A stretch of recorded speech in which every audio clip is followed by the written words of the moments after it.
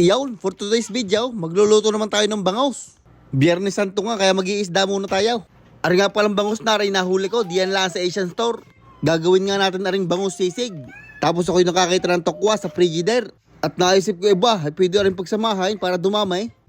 Boneless bangus nga rin aking nabili. Frozen nga rin nung nakuha ko, kaya kahapon ko pa rin nilabas sa frigider.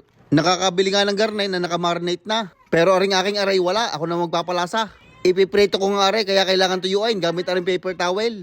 Itinabi ko nga muna aray, kinuha ko yung tokwat, kailangan din natin yung tuyuin. Ang tokwa ng aray, kung hindi firm, may extra firm, maalinla sa dalawa. Tutuyuin ko lang din aray gamit ang paper towel. Nabili ko nga aray sa Costco, 4 na pirasong garnay sa murang halaga. Patatlo ko na nga aray, kaya may isa pa daon sa frigider. Balik nga ulit tayo din sa bangus.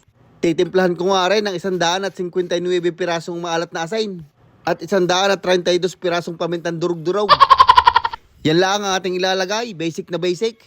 Pagkatapos sa bangus, sa takbo na ulit tayo. Gagayatin ko nga rin ng gayaan lang kalalaki. I-slicing ko na rin lahat at mamaya ating ipipritaw. Nagpainit na nga ako ng mantika din sa malapad kong kawalay. Nagsaing na nga din pala ako para sabay na sila matatapos. Pinapainit ko pa ng husto yung mantika, kaya magagayat muna tayo ng panlagay sa sisig. Shallots nga rin gamit ko, pero pwede kayong gumamit ng puti o kaya pulang regular na sibuyas. Lalagyan ko nga din na rin ng 2 pirasong bawang. Pinitpit ko muna bago ko ginayat ng pinong-pinaw. Pinagsama ko nga rin bawang at sibuyas sa mixing bowl. Tapos ay nilagyan ko ng mga 1.5 kutsarang oyster sauce. Kalamansi juice, pinasiritan ko lang ng gayang karamay. Meron din niyang kaunting sirit na ring nor seasoning. At kaunting patak na rin toyo. Ang paminta naman ay mga 264 piraso laang. Ang mayonnaise naman ay gayan lang karamay. QP mayo nga palang gamit ko para masarap. Hahaluin lang rin na magkasama-sama na. Intay nakalimutan pala 1 kutsarang rinaw. Tuloy uli ang halaw. Titikman din natin para malaman kung masarap na.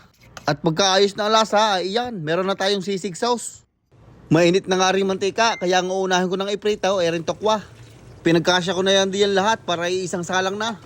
May nakalimutan pa palang isa din sa sauce. Kaunting luya. Yan, gayang kadami, pinong-pinong gayat. Balik tayo din sa tokwa. Pagkagayaan ng kulay niyan, golden brown at saka crispy, ay pwede ng ahunain. Pagkatapos iprito ng tokwa, arin naman bangus ang ating isasalang. Yung side ng may karne ang aking unang pinirito. At habang piniprito ang bangus, imbis na umungkot, ay gagayatin ko na lang aring tokwa. Gayat pansisig laang, gayang kalalaki. Nung nagayat, nilagay ko lang din sa plato. At pagkalipas ng mga 7 hanggang 9 na minuto, binalagtad ko na nga aring bangus. Yan, dapat ay gayaan, golden brown and crispy.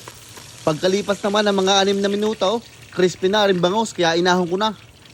Pagkaluto nga ng bangus, dinala ko lang din sa aking sangkalan. At gamit na rin kutsara, kukunin natin ang mga laman ng bangus, ihihiwalay natin sa balat.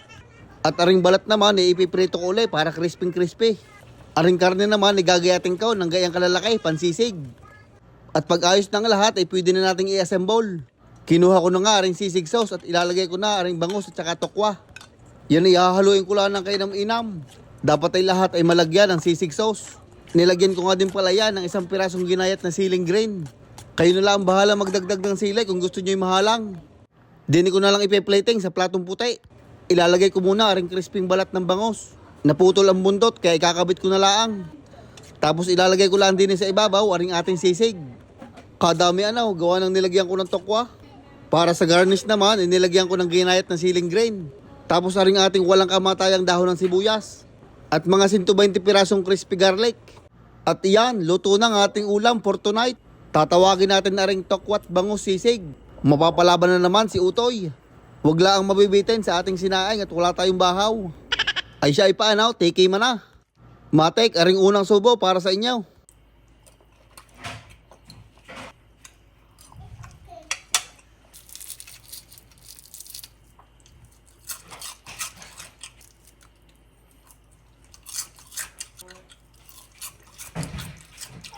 Aboy ayos na ayos nga, ipadali nating aray.